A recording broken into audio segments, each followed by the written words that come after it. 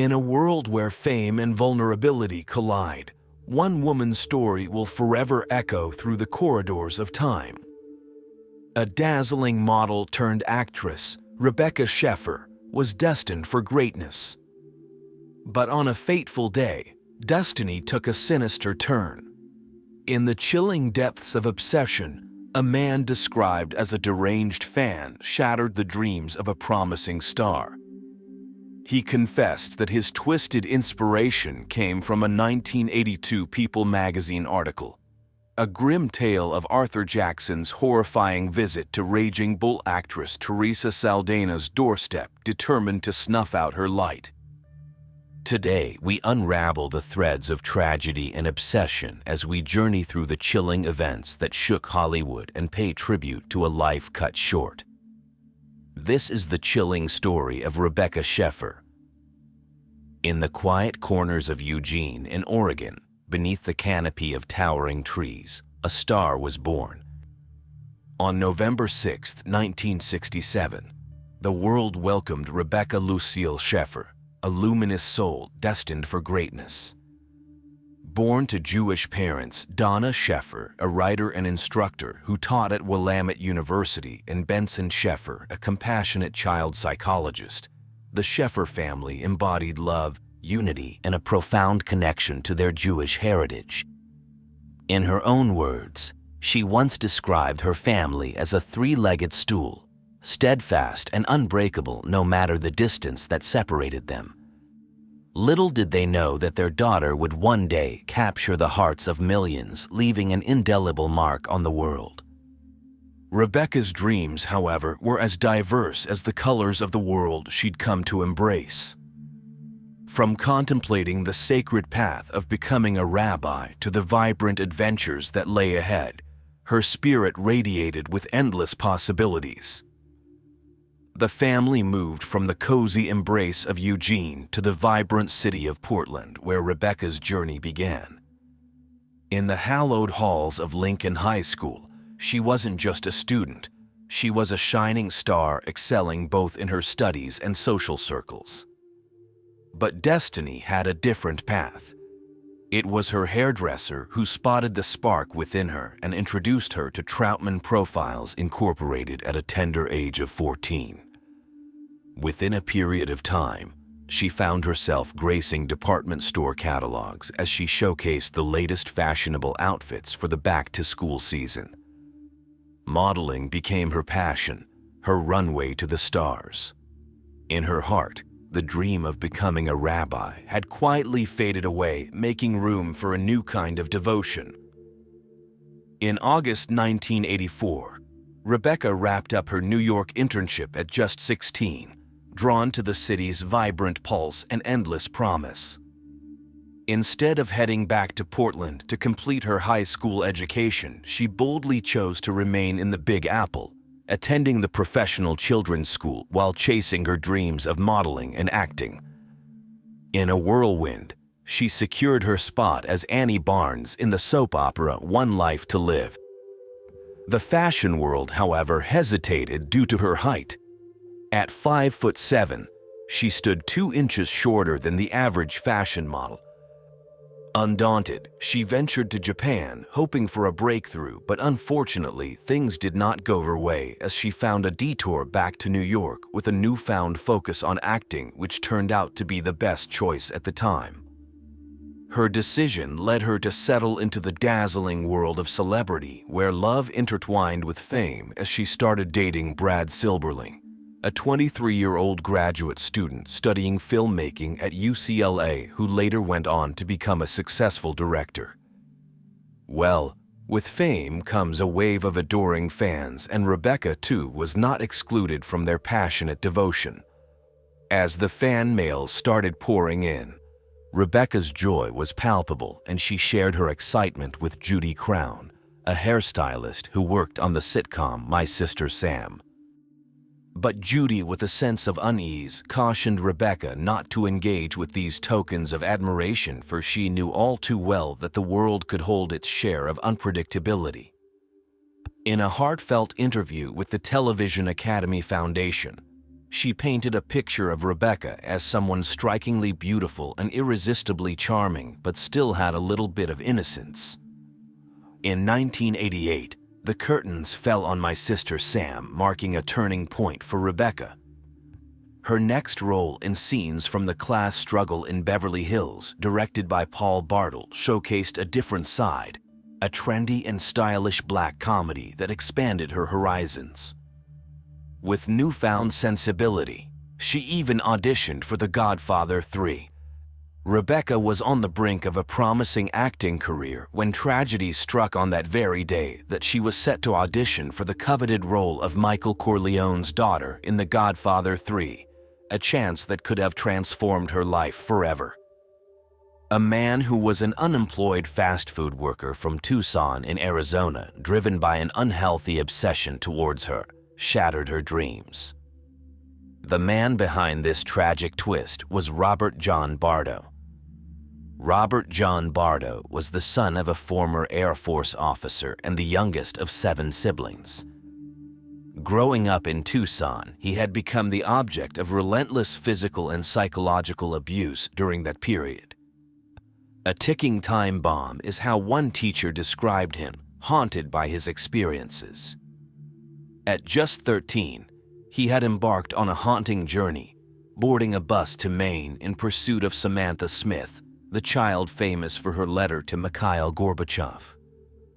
Authorities intervened, bringing him back to Tucson. He was hospitalized twice for severe emotional trauma. A troubled student who penned threatening letters to his teachers, Bardo would soon find a chilling obsession. As a 16-year-old janitor at a fast food joint, he discovered an escape in reality television. His fixation took hold in the fall of 1986, focusing on the character Patty, which was portrayed by Rebecca Schaeffer.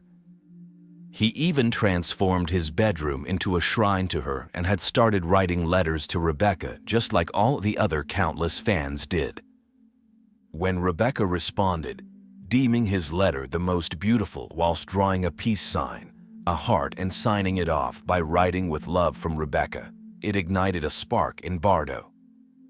The day Bardo received the letter, he wrote in his diary, "When I think of her, I would like to become famous to impress her." In June 1987, Bardo stood at the gates of the Burbank studio where My Sister Sam was produced, clutching a teddy bear and a bouquet of roses, all for Rebecca. The guard, however, stood firm, denying him entry. Undeterred, he returned a month later, this time with a knife, but destiny yet again refused to open those doors for him. In his diary, he made an ominous declaration, "I don't lose, period."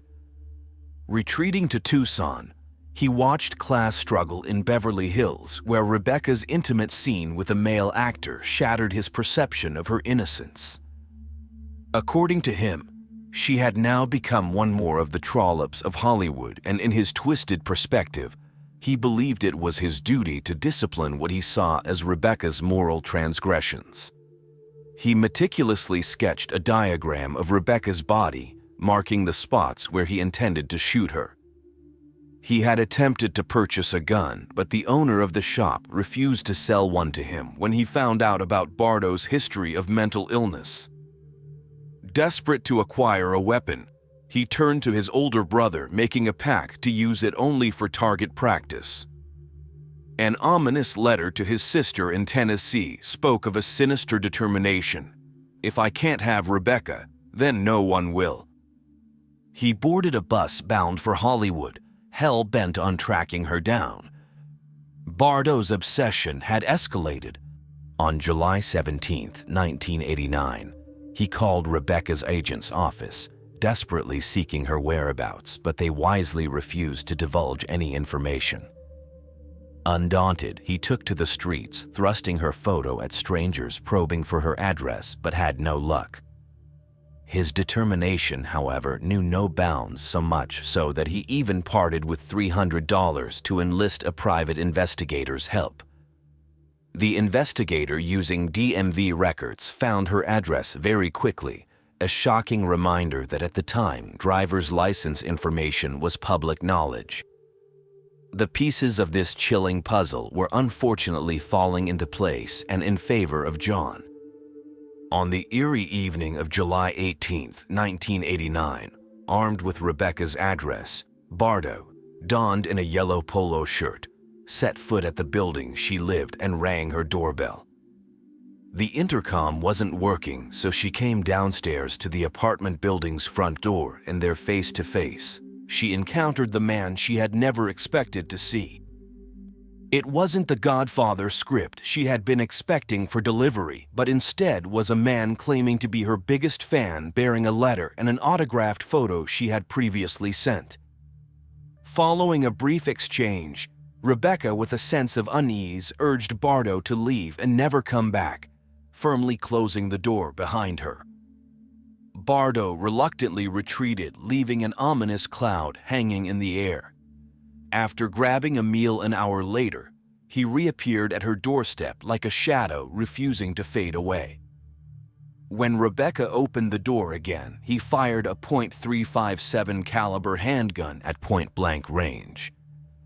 In a chilling account, Bardo recalled the incident as he mentioned that she had a childlike voice, likening it to that of a brat, and that she accused him of wasting her time.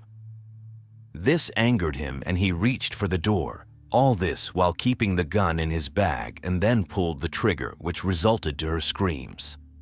In the echoing aftermath of 2 deafening gunshots and the bone-chilling screams, a neighbor named Richard Goldman sprang into action. Racing to Rebecca's door, he encountered a scene of sheer horror, an ethereal figure clad in a black robe trembling in the building's entrance. With trembling hands, he checked her pulse, but it was a futile endeavor.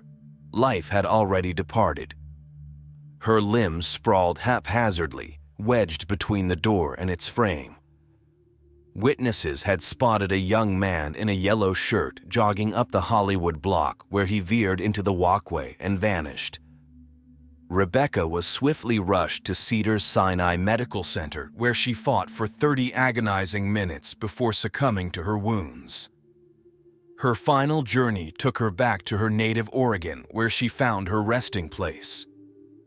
The very next day in Tucson, chaos erupted on Highway 10 as frantic motorists dialed 911 to report a man recklessly darting through traffic, seemingly seeking a tragic collision.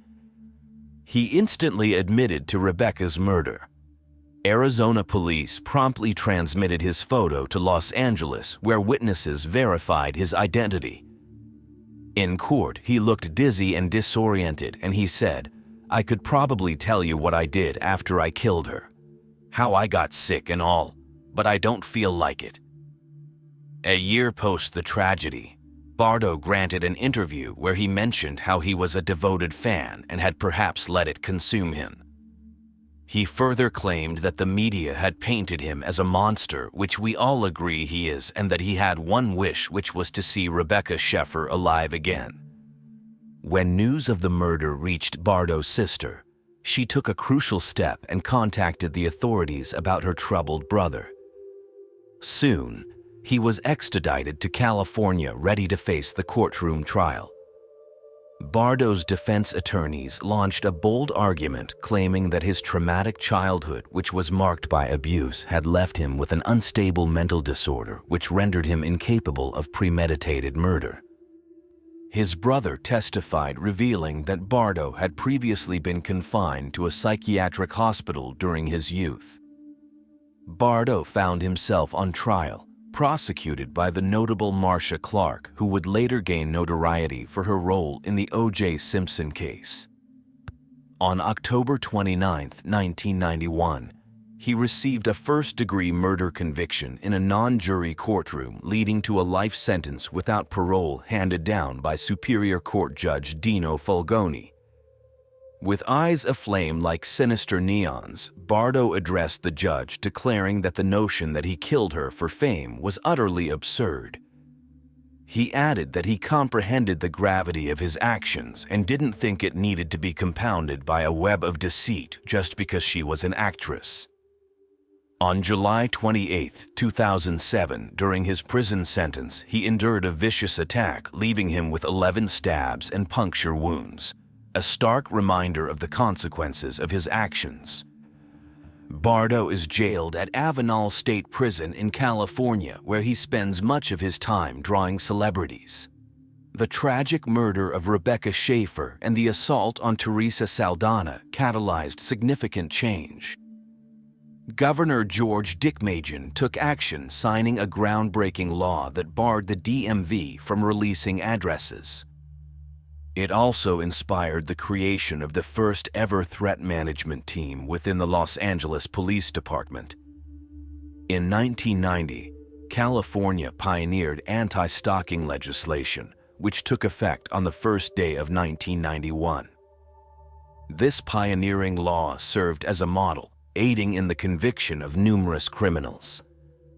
Notably, by 1990, California became the very first state to pass such anti-stalking legislation. However, the need for change was undeniable. Despite restraining orders, 4 women in Orange County had lost their lives to men who had been relentlessly harassing them in the previous year. The rest of the nation soon followed suit, with all states and even Canada enacting anti-stalking laws by 1993, a powerful testament to the enduring legacy of these tragic events.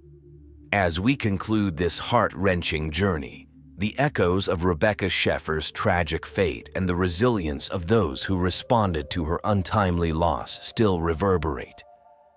In the wake of darkness, her story ignited change, ushering in a new era of protection for countless individuals.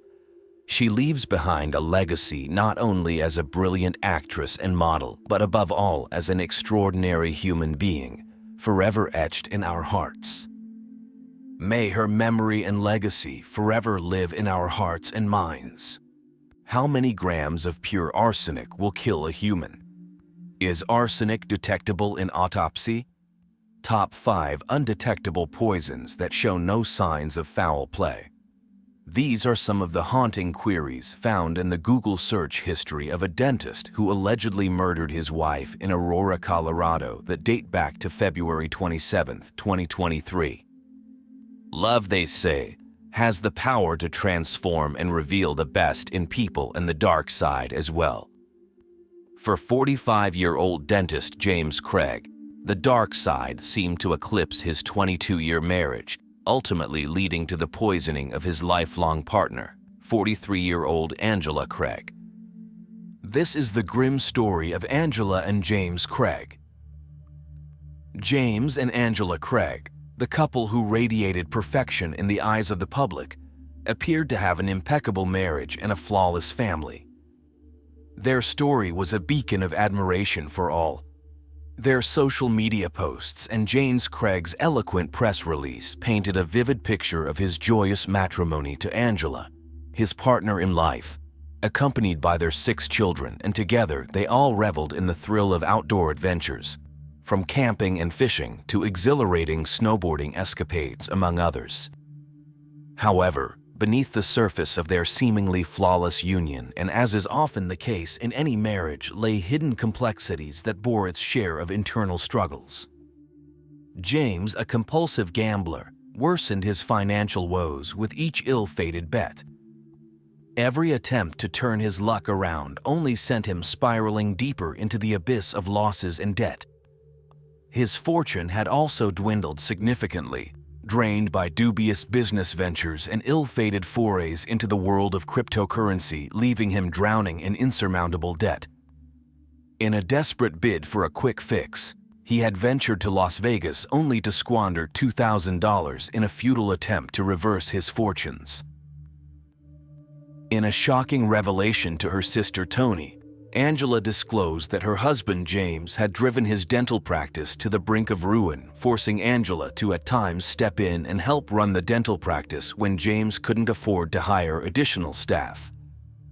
Their marriage was marred by James's infidelity with multiple women, and despite numerous attempts to break free, Angela found herself ensnared by his persuasive charm.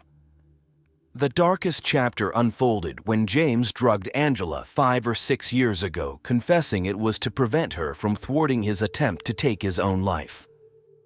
This harrowing incident would later play a pivotal role in the unfolding investigation, as evidenced by a series of revealing text messages presented later on in the video. Angela's recent visit to her sister in Utah from March 1st to March 5th painted a starkly different picture.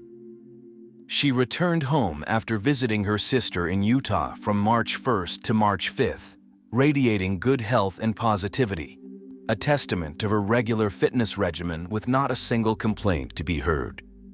On March 6th, Angela's husband prepared her usual protein shake before their daily workout, a routine they both followed without issue. Little did she know that while she was away visiting her sister, James had been scouring the internet for lethal poisons, receiving a delivery of arsenic on March 4th. He clandestinely blended this deadly concoction into her protein shake, and as she sipped it, an unsettling dizziness and weakness overcame her. Angela sought help at Parker Adventist Hospital, where she was discharged the same day. Unaware of the dark truth, her family dismissed her condition as yet another bout of routine sinus infections, not realizing the sinister reality unfolding.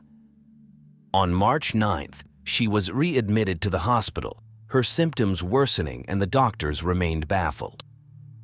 Throughout this ordeal, James maintained contact with their close friends, Ryan and Michelle Redfern, who had no inkling of the dark secrets lurking beneath the surface. Ryan, not just a friend but a trusted business partner, had even lent a helping hand during James's financial struggles in a bid to salvage their dental practice. Michelle, drawing on her nursing background, frequently inquired about Angela's diagnosis, eager to unravel the mystery behind her illness and identify any potential oversights by the medical professionals. Initially, he brushed Michelle off, insisting that they had more than enough support. However, Michelle's persistence in checking on her friend led her to keep a close watch on Angela's progress through texts. He played the part of a concerned husband, sending updates when prompted, albeit with questionable messages and untimely jokes. Simultaneously, he engaged in text exchanges with his wife in the hospital, offering love while still maintaining an inappropriate sense of humor. Meanwhile, he led a double life, spending time with his secret lover, Karen Kane, a married orthodontist from Marble Falls in Texas. He had arranged for Karen to fly to Colorado from March 8th to March 10th, coinciding with the period his wife was hospitalized, all part of a sinister plan taking shape. This sinister plot was not a one-time occurrence. The orthodontist was scheduled to visit James for a second time from March 16th to 20, a flight ticket already purchased on March 4th.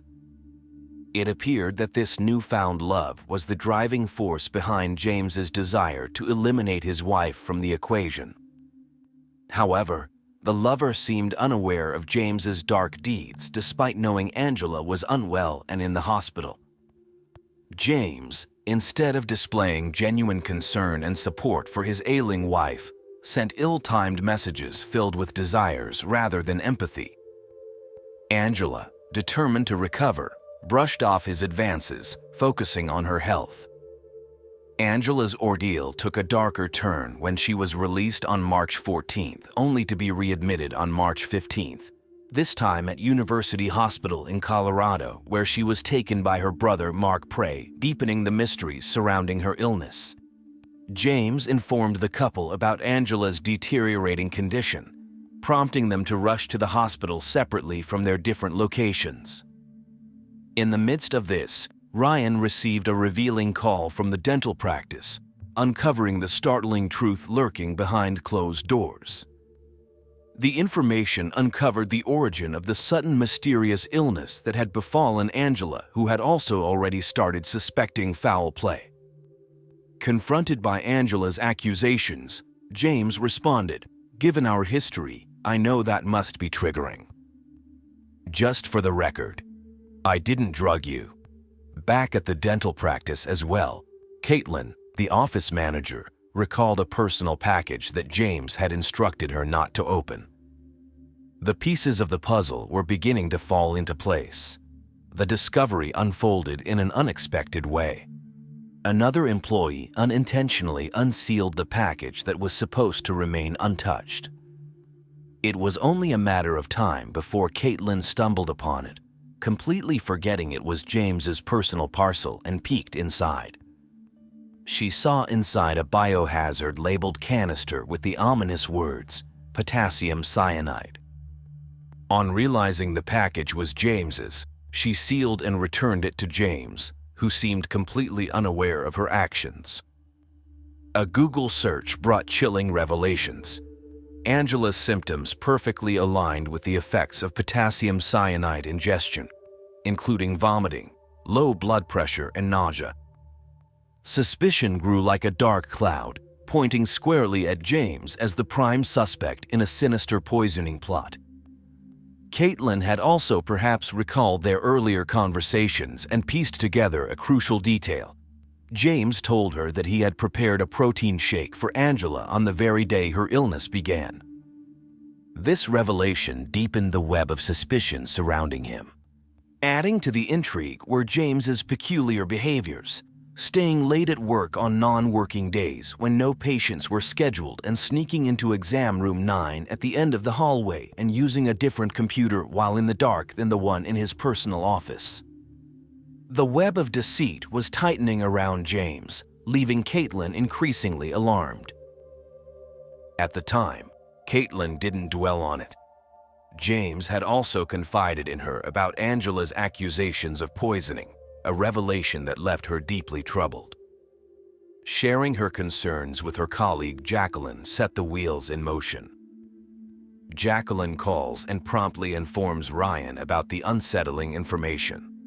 Ryan, deeply concerned, alerted a nurse about the suspicion that Angela might have been poisoned by her own husband using potassium cyanide.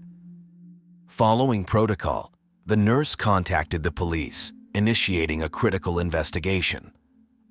Tragically, by this point, Angela had been declared brain dead, and James received the devastating news that she would be taken off life support. It was at this juncture that Ryan and Michelle, now in the same car, began discussing the unfolding drama. The sinister plot had reached a critical juncture, and the truth was beginning to surface. In a tense and chilling moment, James made a call to Ryan, and with the phone being connected to the car's Bluetooth speaker, it ensured that they both heard every word. James confronted Ryan, aware that disturbing information had originated from him. Ryan admitted to knowing about the secret package. James attempted to spin a tangled web of excuses, claiming the package held an engagement ring meant to surprise Angela. But Ryan saw through the deception, declaring he knew it contained potassium cyanide and demanding an explanation. Finally, James confessed that it was indeed potassium cyanide, but he concocted a disturbing tale. He alleged that Angela had asked him to obtain it, as she'd been grappling with suicidal thoughts ever since he'd requested a divorce in December 2022. He ordered the poison for her, believing it was a dangerous game of brinksmanship, describing the situation as a game of chicken, not realizing she'd actually consume it. Ryan urged James to stop talking and instead get himself a lawyer, but the die was cast. The Major Crimes Homicide Unit had already launched their investigation. The detective reached out to Child Protective Services caseworker Sydney Romero, who was deeply concerned about James's statements regarding Angela's supposed suicidal tendencies.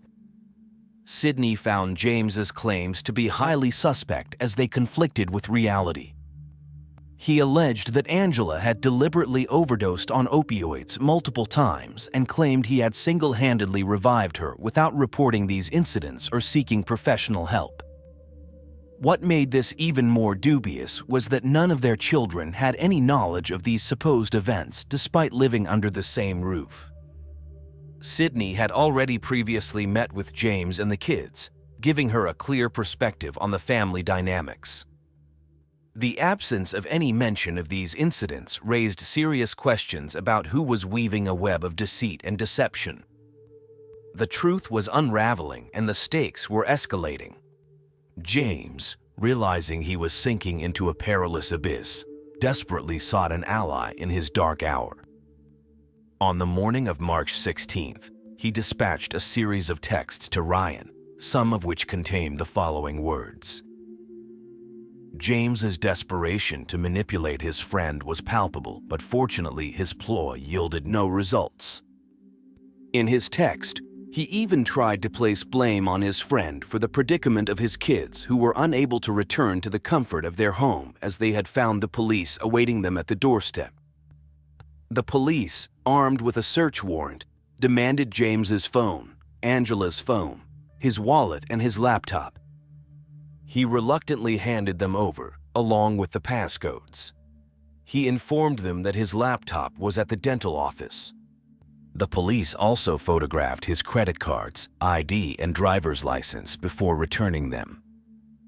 Their search continued at James's residence, where they seized various items believed to be relevant to the case.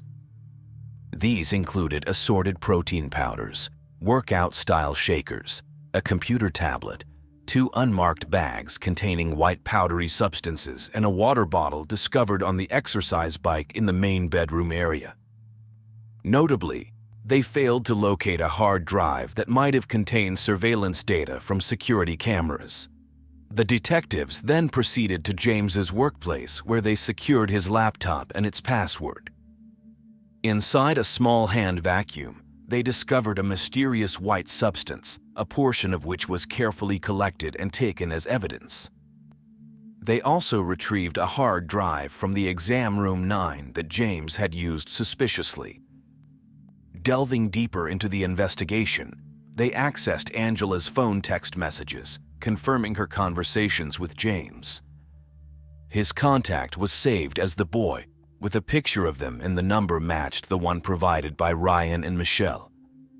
The most chilling discovery occurred when they connected the hard drive to a television, revealing James's alarming Google search history.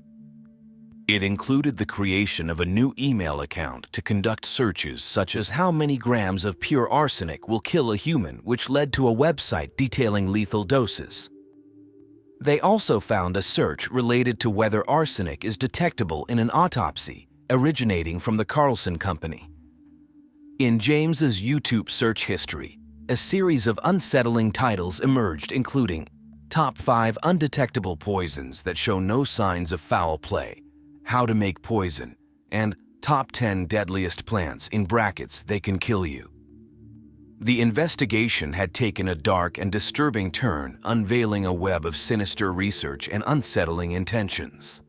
Further chilling revelations emerged as the investigation deepened. James's searches included oleandrin, along with inquiries on how to create poison from oleander, and even a Google search on acquiring oleander. Disturbingly, he had purchased $330 worth of this deadly plant, but law enforcement had intervened, seizing the package during its delivery. As detectives combed through his emails, they uncovered correspondence with Cassie Rodriguez, an employee of Midland Scientific. This was the same company from which he had procured the potassium cyanide. James had persistently inquired about his delayed order, citing medical use, and provided credentials, which the company had eventually approved. His impatience was palpable as he desperately sought the dangerous substance to expedite his sinister plan. The investigation uncovered that James had been poisoning Angela even during her hospital stay, all while pretending to care for her. In a shocking twist, an email from his mistress lover hinted that he had shared a foreboding secret about Angela's condition. She consoled James, believing Angela was succumbing to natural causes. She expressed profound sympathy, wishing she could help him instead of pulling him away. She acknowledged the immense difficulty he must be facing and offered her presence. However, she drew the line at pretending to be just a friend when there was clearly something more between them. Tragically, on March 18, 2023, Angela passed away, leaving behind their 6 children. Suspicion deepened as James refused an autopsy, a move that only intensified the cloud of guilt hanging over him. If he were truly innocent and genuinely concerned, one would expect a desire to uncover the mysterious cause of his wife's death. The next morning, he was arrested and charged with first-degree murder in the tragic case of Angela Craig. The shocking climax to this dark tale was now in full view. On March 23, 2023, James made a solemn entrance into the courtroom. He appeared with his head lowered, hands in cuffs and ankles restrained, clad in the unmistakable orange jumpsuit of the Arapahoe County Detention Center. His gaze avoided the eyes of family and friends present, and he entered a plea of not guilty. As of October 2023, James Craig appeared in Arapahoe County Court and again pleaded not guilty, with his trial being set for April 19, 2024. The jury trial will run across 3 weeks in the spring of 2024. Angela's obituary celebrated her as a devoted, committed, and loving individual, showing unwavering loyalty to her children, family, and friends. Remarkably, she remained loyal even to the man who had betrayed their love and ultimately led to her tragic end. If you found the video compelling, drop a like and subscribe to the channel and leave your thoughts in the comment. In the charming streets of Macon, Georgia, the life of a promising young law student took a dark turn, unveiling a mystery that would grip the community. This is the story of Lauren Teresa Giddings, a narrative that began with dreams of a successful legal career but ended in a chilling tale of crime, deception, and tragedy. Lauren, a bright and ambitious law student, was on the verge of realizing her aspirations. However, the tranquil facade of her neighborhood held secrets that would unfold in a way that no one could have anticipated. Lauren Teresa Giddings was born on April 18, 1984, in Tacoma Park, Maryland, to William Bill and Karen Payne Giddings. Growing up in Laurel, a suburban community nestled between Washington and Baltimore, she shared her home with her 2 younger sisters, Caitlin and Sarah. Actively involved in the community, Lauren was a dedicated member of St. Mary of the Mills Catholic Church and completed her early education at St. Mary's School, attending from kindergarten through 8th grade. After graduating from Atholton High School in Columbia in 2002, Lauren left a mark through her participation in field hockey and softball. In pursuit of higher education, she ventured to Macon, Georgia in the same year, enrolling at Agnes Scott College. At Agnes Scott, she majored in political science, minored in religious studies, and enthusiastically participated in softball. Lauren achieved her graduation in 2006, becoming the first in her family to attend college, a source of immense pride for her parents. Caitlin, Lauren's sister, reflected on her transformation, saying, "She really didn't bloom until college. She was loud and fun. She wasn't as much like that in high school."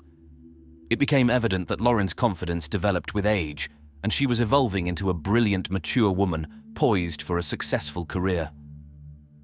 Following her undergraduate studies, she returned home, initially working for the National Center for Public Policy in Washington, D.C. Subsequently, she decided to venture into law.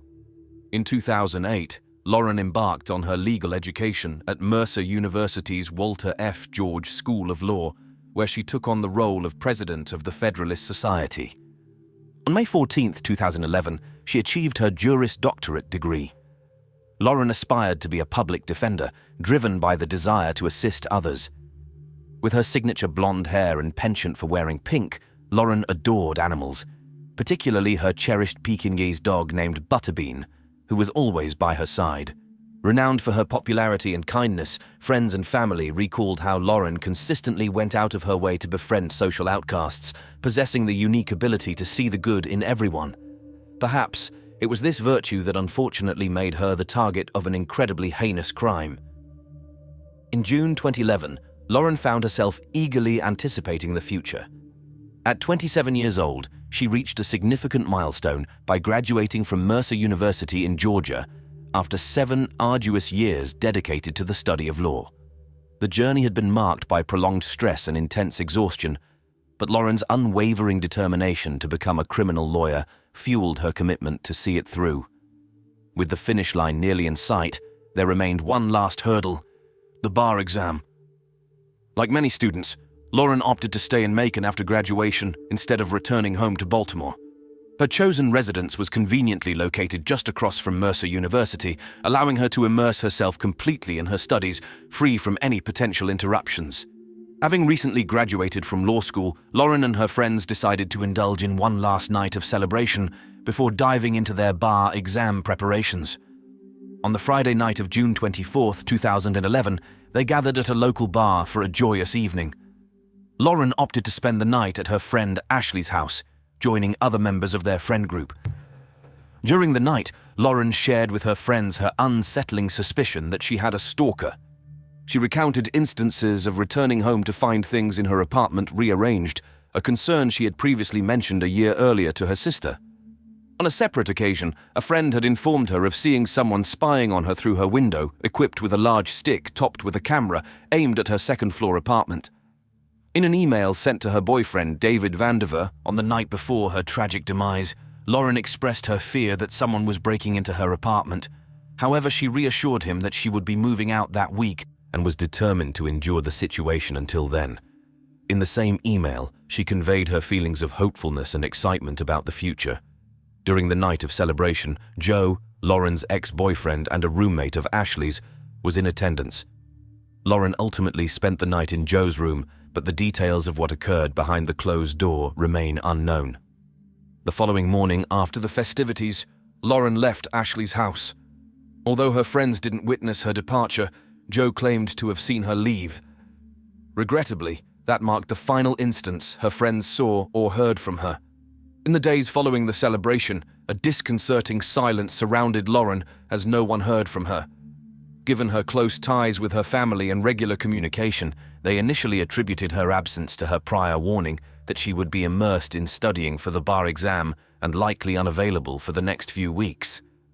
Lauren had even taken the step of leaving her beloved dog Butterbean at her parents' house to eliminate distractions and wholly concentrate on exam preparations. Consequently, her family wasn't overly alarmed when days passed without any communication from Lauren. However, as several days lapsed with continued silence, Lauren's sister grew increasingly concerned. Recalling the last text exchange on the night of the celebrations, her sister realized days later that Lauren had never responded, intensifying the sense of unease and prompting them to delve deeper into the mystery surrounding her sudden disappearance. On June 30th, 2011, Lauren's friend Ashley, growing increasingly worried as she hadn't received any responses to her texts over the past few days, took the initiative to check on Lauren. She went to Lauren's apartment and knocked on the door, but received no answer. Concern deepened when calls to Lauren's mobile phone went unanswered, a departure from her usual studious and focused routine at Ashley's house. Recognizing the gravity of the situation, Ashley contacted Lauren's sister, Caitlin, to inquire if Lauren might be at her parents' house. To everyone's surprise and alarm, Lauren had never made it to her parents' home.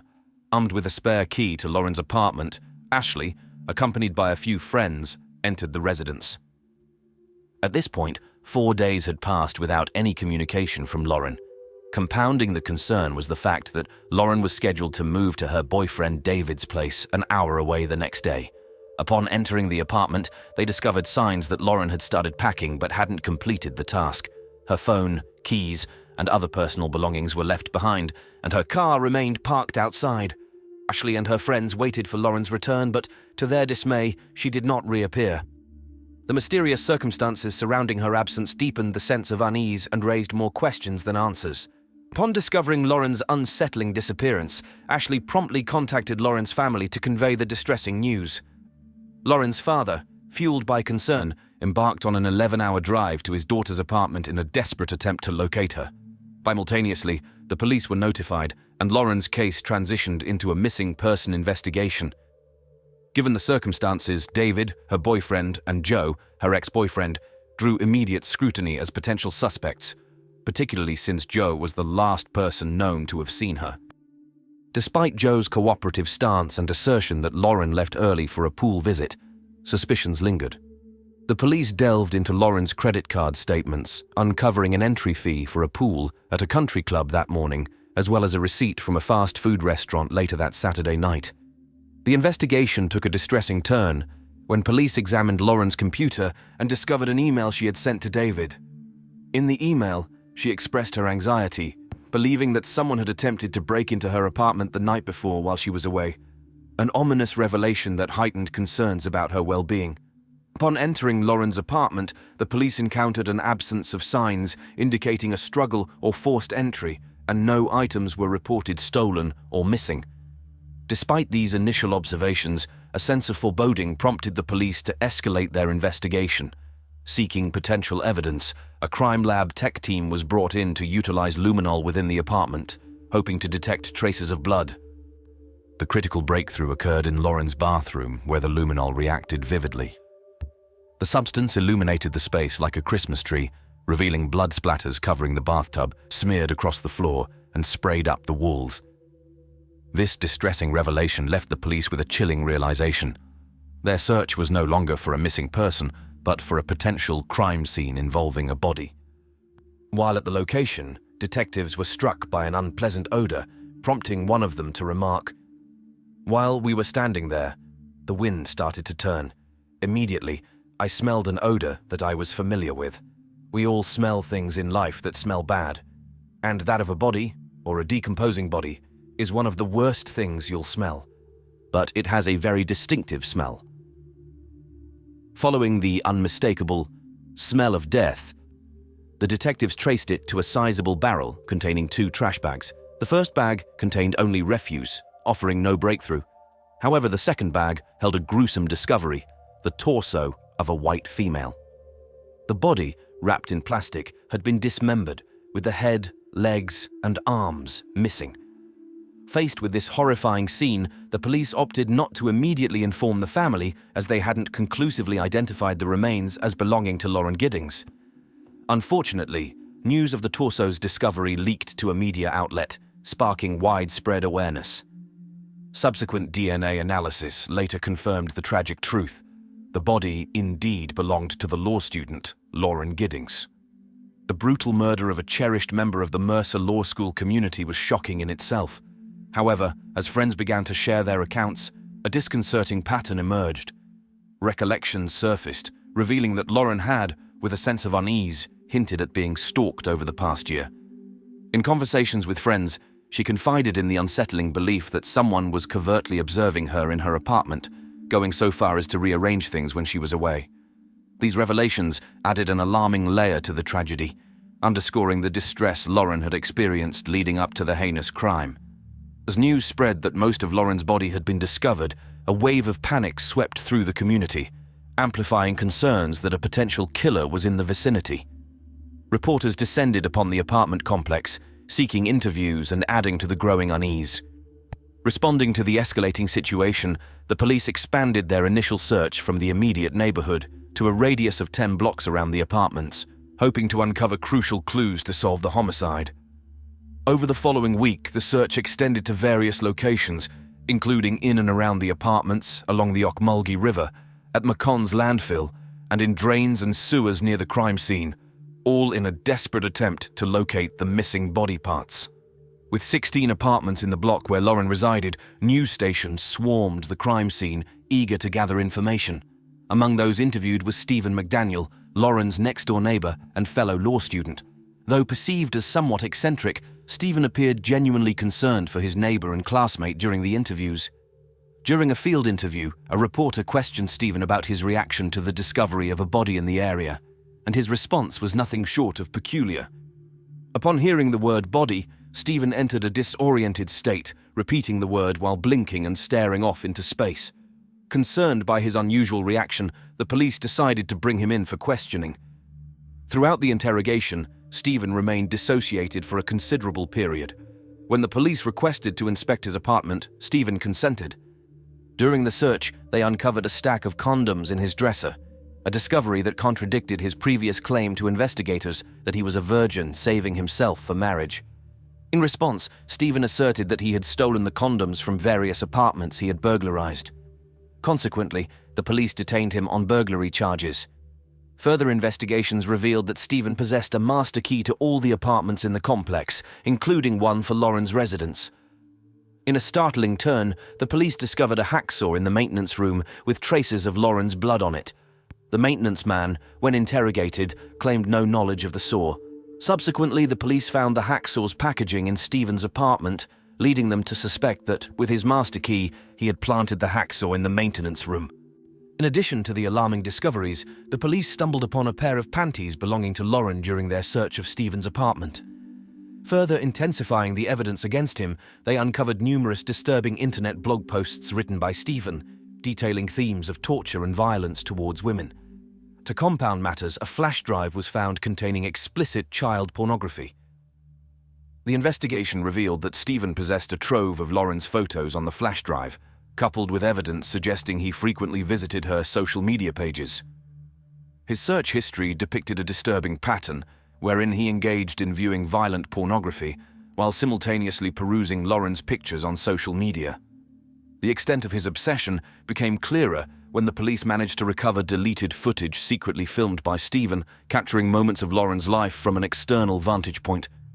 The sheer volume of evidence surpassed 200 pieces, collectively painting a vivid picture that pointed towards Stephen McDaniel as the likely perpetrator of Lauren's murder. It became evident that he had been persistently stalking Lauren for an extended period, amassing numerous images taken without her knowledge, video footage from inside her apartment, and indications of obsessive scrutiny of her Facebook and LinkedIn pages. While Lauren had maintained a friendly relationship with Stephen, it became apparent that he harbored an intense obsession with her, even though her feelings towards him were not reciprocated. There was a moment when Stephen gathered the courage to ask Lauren out on a date, only to face a polite refusal from her. Unbeknownst to Lauren, suspicions lingered in her mind about activities occurring in her apartment, unaware that Stephen played a role in the unsettling events unfolding around her. Upon his arrest, Stephen McDaniel was brought in for questioning at the police station. However, upon arrival, he appeared to be a mere semblance of the man who had engaged with the news anchor.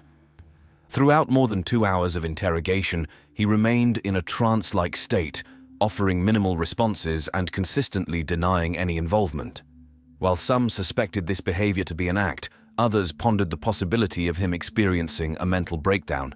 The fortuitous delay in the garbage collection that morning was the sole reason Lauren's body had not been discarded with the trash.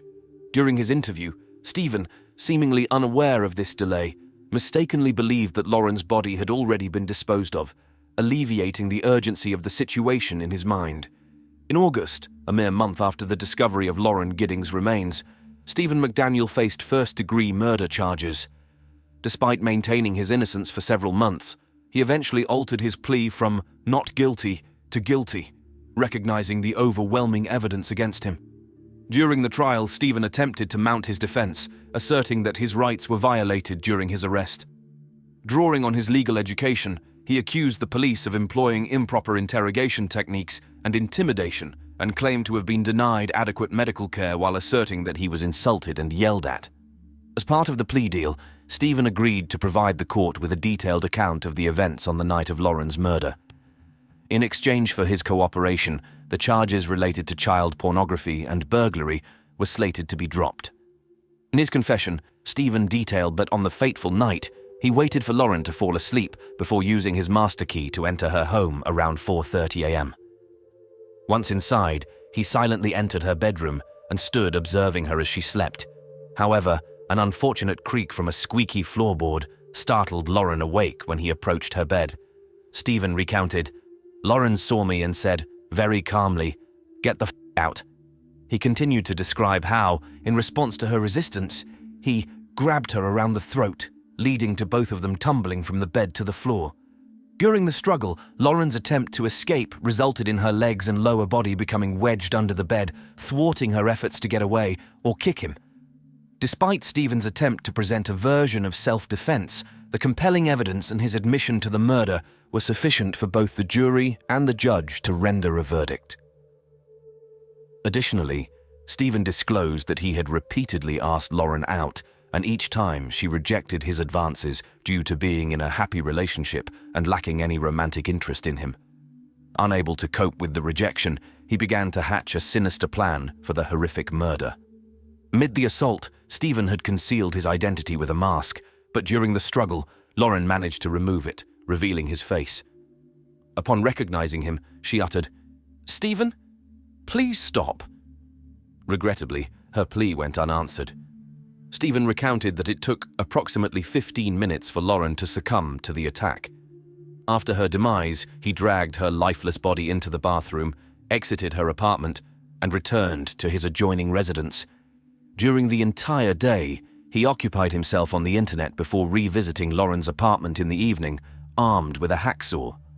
It was then that he proceeded to behead and dismember her. In a chilling disclosure to his lawyer, Stephen admitted to sitting down and meticulously severing each of Lauren's fingers, subsequently flushing them down the toilet. The remaining body parts were placed in black trash bags and dispersed across various dumpsters. Tragically, some of these dumpsters had already been emptied, rendering it impossible to recover Lauren's body.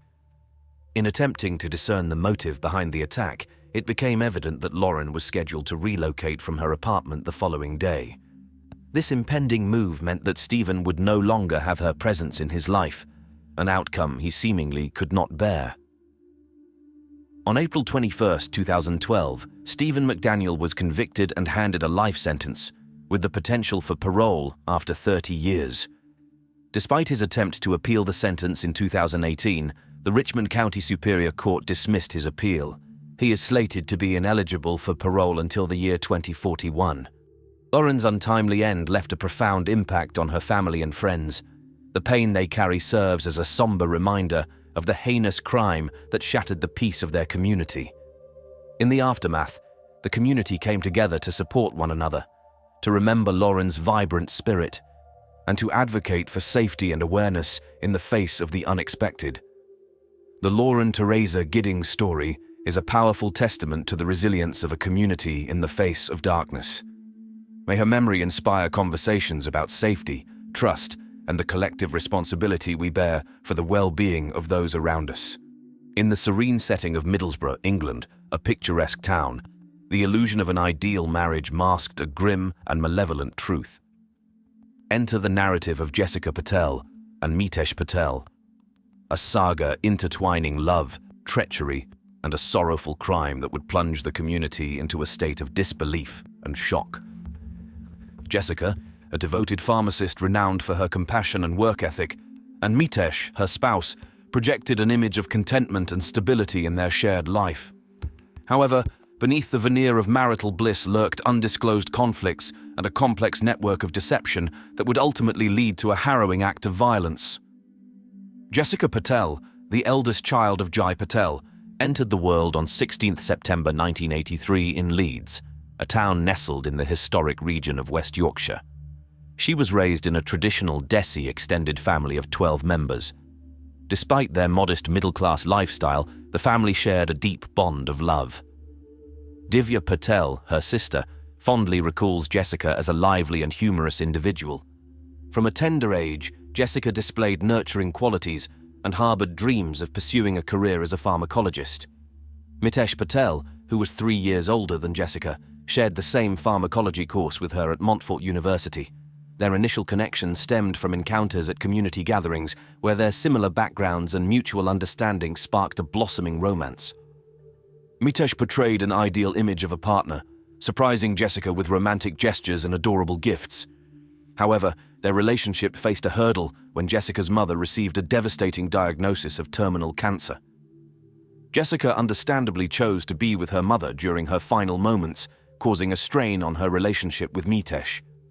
Following the loss of Jessica's mother, Mitesh took on a supportive role, reigniting their bond. They nurtured their relationship and found themselves deeply in love with each other. Jessica expressed her desire to marry Mitesh, a sentiment he reciprocated wholeheartedly. Their mutual affection and shared dream of marriage encapsulated the essence of young love. After completing her pharmaceutical sciences degree at Montfort University, Jessica secured a place at the esteemed Manchester University for a master's program in pharmacology. Coincidentally, her boyfriend Mitesh was also studying at the same university in the final year of the same degree. They found themselves deeply in love, sharing the same city, university, career path, community, and religion, a seemingly perfect Desi match.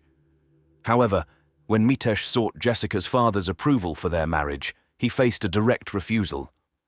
The family believed it was too early, but Jessica managed to convince them otherwise, emphasizing Mitesh and his family's strong Hindu beliefs that urged them not to delay. Despite initial objections, Jessica's father eventually relented under her persistent requests and reluctantly gave his consent. Their union culminated in a grand Indian wedding attended by 500 guests, leaving Jessica overjoyed. The extravagant ceremony took place in the garden of Jessica's family residence in Leeds, setting the stage for what seemed like a perfect beginning to their shared life. However, beneath the facade of marital bliss, Mitesh harbored a dark secret, leading a double life and engaging in covert encounters with men on Grindr unbeknownst to his new wife. The marriage served as a facade to conceal his authentic sexual orientation from his devout parents and the broader Hindu community. In less than a year, Jessica's family began to detect fissures within the relationship. She confided in her sisters about feeling neglected by Mitesh, highlighting how his once attentive demeanor waned shortly after their nuptials. Gayatri Patel, Jessica's cousin, recalled, "She mentioned that they had not had a sexual relationship for 10 months. That came as a shock, and at the same time, Mitesh became controlling." During her grandfather's palliative care in February 2010, Jessica, who shared a close bond with him, made infrequent visits while the family maintained a bedside vigil. Minal, her sister, recounted Jessica's distress, revealing, "Mitesh forbade her from staying with her grandfather. She expressed, 'Mitesh won't let me stay.' She said they got into an argument in the car over it, and he hit her." Jessica also divulged instances of him throttling her and maintaining an air of secrecy. Minal added, if he was on the phone when she walked into the room to go to bed, he would walk out and continue the conversation in one of their loft rooms upstairs, and that he wouldn't come back down to bed sometimes until 4 a.m. After being married for just 2 years, Mitesh embarked on a heated affair with Dr. Amit Patel, whom he had met through Grindr. Shockingly, Mitesh brazenly invited his lover to stay with them, passing him off as a mere friend. Despite this betrayal, Mitesh and Jessica eventually realized another shared aspiration a few years into their marriage, becoming pharmacy owners. Transitioning from Leeds to Linthorpe, a city located 66 miles away, they acquired the Roman Road Pharmacy on Roman Road. Through dedication and hard work, they transformed the pharmacy into a thriving establishment, not only achieving business success, but also establishing it as a cornerstone of the local community. Their journey to entrepreneurship also saw them purchase a residence in an upscale area of Linthorpe, becoming proud homeowners. Over time, both Mitesh and Jessica earned the admiration of the community, solidifying their positions as respected and beloved contributors to the quaint rural town of Linthorpe. In a bid to salvage their marriage, Jessica viewed the relocation as a new beginning, while Mitesh persisted in his relationship with Amit and maintained his presence on gay dating platforms. The couple faced mounting pressure to start a family, eventually leading Jessica to agree to attempt IVF after enduring 6 years of a sexless union. Unbeknownst to Jessica, Mitesh harbored chilling intentions of utilizing her embryos to establish a family with his lover. In a disturbing turn of events, Mitesh messaged Amit about Jessica's IVF procedure, inquiring, "Will you stand by me?" Amit's response was nonchalant, stating, "She might not even get pregnant. We will deal with it when it happens." Mitesh also insinuated that Jessica would no longer hinder their plans, hinting at her premature departure with the words, "If she went earlier than you think." In 2016, as Amit relocated to Australia, Mitesh's aspirations for a fresh life with his partner in the land down under began to take shape. Sending a text to his lover, he ominously wrote, "I'm telling you, her days are marked." The journey was an emotional roller coaster for Jessica, who endured the heartbreak and strain of 3 rounds of IVF within a span of 2 years. Recounting the arduous process, her sister Minal shared, "After each failed attempt, Jessica told me, 'I can't do this, it's too painful.' Her mental health suffered. It was quite a struggle. She suffered from anxiety and had regular panic attacks." On May 9, 2018, Jessica embarked on the 4th IVF cycle, which proved successful. The couple received the news of 3 fertilized embryos scheduled for implantation the ensuing month. Just 4 days post the positive revelation, Jessica visited her family, brimming with excitement. Minal recalled, "She was absolutely ecstatic. The chances of becoming a mother was finally on her, and her dreams were coming true." Tragically, a mere day later, her joy was abruptly extinguished. On the night of May 14, 2018, Jessica returned home around 7:10 p.m. after working late at the pharmacy. As she entered, Mitesh attacked her, forcing a Tesco bag over her head to suffocate her before strangling her and breaking the bones in her voice box. Jessica fought back, scratching his neck, but within 20 minutes, he had taken her life. Mitesh then bound her feet and hands with duct tape and ransacked the house to stage a robbery. Afterward, he drove to a local pizza restaurant and texted his wife's phone, pretending to be picking up an order. CCTV footage from the restaurant showed him chatting amiably with the staff while his wife lay dead in their living room. At 8:22 p.m., Mitesh called 911 from the couple's home and reported to the emergency operator that they believed their residence had been burgled and that his wife had been assaulted. He provided the address as number 35, the avenue in Middlesbrough, Linthorpe. When questioned about his wife's current location, Mitesh confirmed she was at the same address. He explained that upon returning home from being out, where he had gone to eat, visit colleagues at work, and retrieve his laptop, he found the house in disarray with his wife lying on the floor, unconscious and bound with duct tape. The conversation persisted as the operator endeavored to pacify Mitesh while extracting further details about the dire circumstances.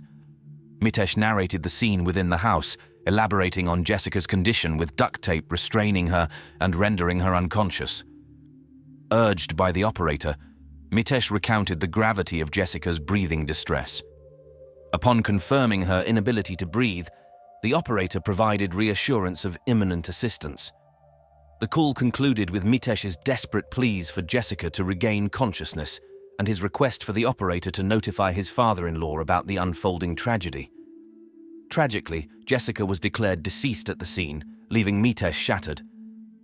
Despite their 12-year bond and seemingly idyllic life, she was abruptly snatched away from him. After swiftly securing the residence and commencing evidence collection, the police initially treated the incident as a botched burglary. Mitesh, along with Jai and other family members, willingly provided their statements to law enforcement. Surprisingly, even the family remained unsuspecting, offering solace to Mitesh just 48 hours following the tragedy during a house visit. Recalling the moment, Jessica's sister Minal recounted, "I walked straight up to him, sat down on the sofa, and went to hug him. He immediately buried his head in my shoulder. At that point, I thought he was genuinely crying." Jessica's father, Jay, remarked, "Why would somebody do this? Jessica was not the sort of person who would confront anybody. But not for one moment was I thinking Mitesh could have done this. I was comforting him. I held his hand. He let me do all that."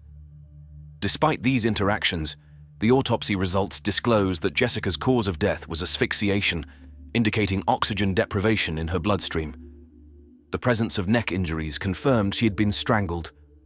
The initial suspicion arose from a potential burglary scenario, indicated by the disorderly state of the house when Mitesh contacted emergency services. Nevertheless, the absence of forced entry indications prompted concerns. It became apparent that the scene of the crime had been manipulated to mimic a burglary, deflecting attention from the true perpetrator. Law enforcement promptly cordoned off the premises and initiated the gathering of evidence. CCTV footage played a critical role in outlining the sequence of events. Recorded on camera, Mitesh was seen briefly leaving the house to retrieve his laptop and purchase pizza, establishing a 40-minute time frame within which the crime might have occurred. Upon further scrutiny of the CCTV footage and digital evidence, significant disparities in Mitesh's recollection of events emerged. Investigators uncovered that Jessica had arrived home 40 minutes before Mitesh departed, suggesting that they were both in the residence together during that time frame. This contradicted Mitesh's assertion of discovering Jessica unconscious and bound upon his return. Additionally, the police gained access to data from the Apple Health app on the couple's Apple Watches. This data furnished crucial insights into their heart rates and movements at the time of the incident. Analysis revealed a sudden spike in Jessica's heart rate upon her arrival home, followed by a cessation of her pulse. These findings indicated that she had passed away while Mitesh was present in the house. Furthermore, Mitesh's Apple Health app data exhibited erratic movements within the residence following the cessation of Jessica's heart rate.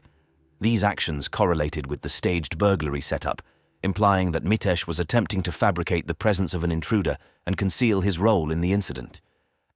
The forensic examination of the crime scene revealed compelling evidence against Mitesh. His DNA was detected beneath Jessica's fingernails, indicating a physical altercation, and on the plastic bag utilized to asphyxiate her. While he tried to justify the presence of his DNA by stating that he touched her face to remove the tape, the sole presence of his DNA on the bag contradicted his explanation. Furthermore, investigators discovered that Mitesh had conducted internet searches related to staging a burglary and killing a spouse, dating back to 2012. This revealed a premeditated intent to commit the crime and demonstrated that Mitesh had been planning Jessica's murder for a significant period. On May 17, 2018, 4 days after the murder, an arrest was made and the suspect was taken into police custody. It was a man, a 37-year-old man. It was Jessica Patel's husband, Mitesh Patel. As the evidence unfolded, the extent of Mitesh Patel's deceit and manipulation emerged with striking clarity. The family was left in disbelief as they grappled with the revelations, further shocked during the trial as details of Mitesh's illicit relationships, his involvement with Amit, and his elaborate scheme to abscond with the embryos came to light. Reflecting on the trial, Jessica's sister Meenal expressed, "95% of what was said was a complete shock to us." While there is no indication that his partner anticipated Mitesh's violent act, unsettling text messages presented in court included one chilling message to Amit that starkly stated, "Her days are numbered." Mitesh used Jessica as a means to hide his homosexuality and conform to societal expectations within their conservative community. Growing up in a traditional household, Mitesh was aware that his sexual orientation would be unacceptable to his family and the larger community. To maintain his image, he married Jessica, projecting the illusion of a happy, heterosexual relationship.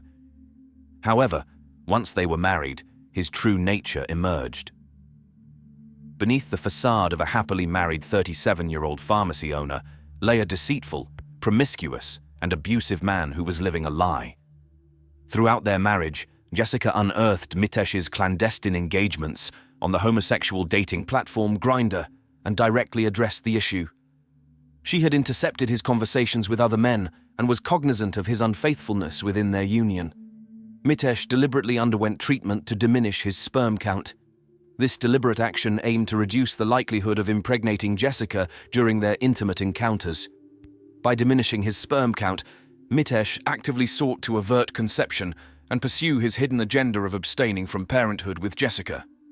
Despite Jessica's aspirations of surmounting their challenges, including their unsuccessful endeavors at conceiving through IVF and re-establishing stability and joy in their relationship, the exposure of Mitesh's homosexuality and intentions to relocate to Australia with another individual ultimately shattered any lingering hopes of a contented future together.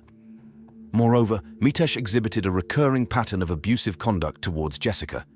Various individuals, including pharmacy employees, frequently witnessed Mitesh displaying hostile outbursts aimed at Jessica, even in the presence of customers and colleagues.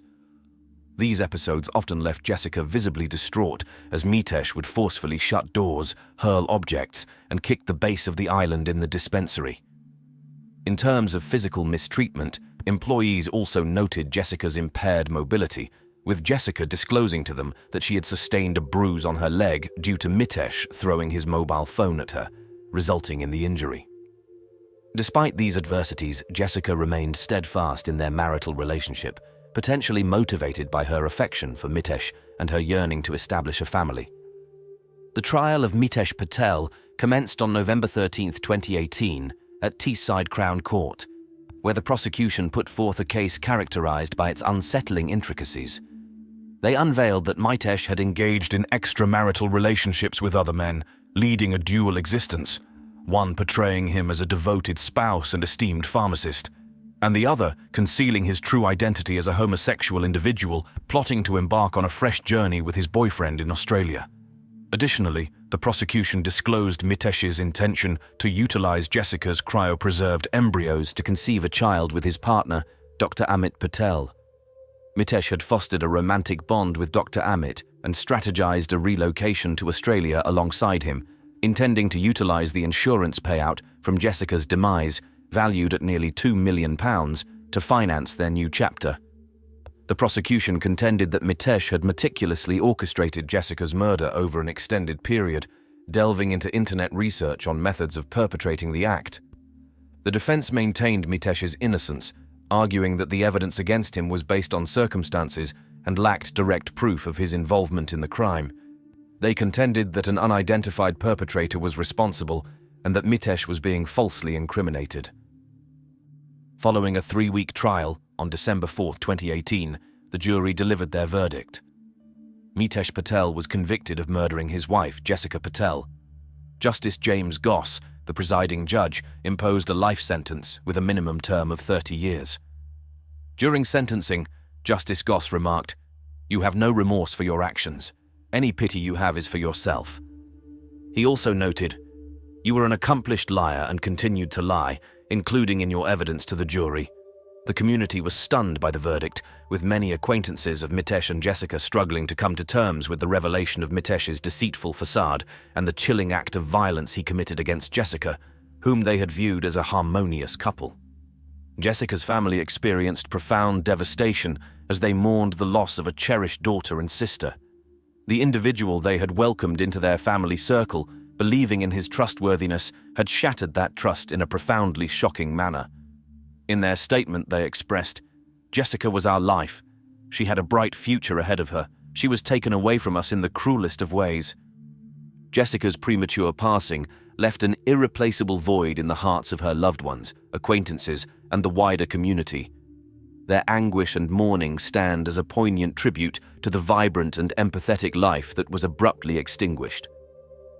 Following this tragedy, the residents of Middlesbrough rallied together to pay homage to Jessica's legacy, extending unwavering support and unity to her mourning kin. Their resilience and solidarity amidst such adversity underscore the potency of communal empathy and fortitude. The narrative encompassing Jessica and Mitesh Patel serves as a stark reminder of the concealed perils that may lurk within relationships, underscoring the essentiality of vigilance and aid for those enduring silent struggles. May Jessica's memory kindle within us a resolve to treasure our dear ones, to seek assistance when necessary, and to advocate for a world where all can exist devoid of fear and harm.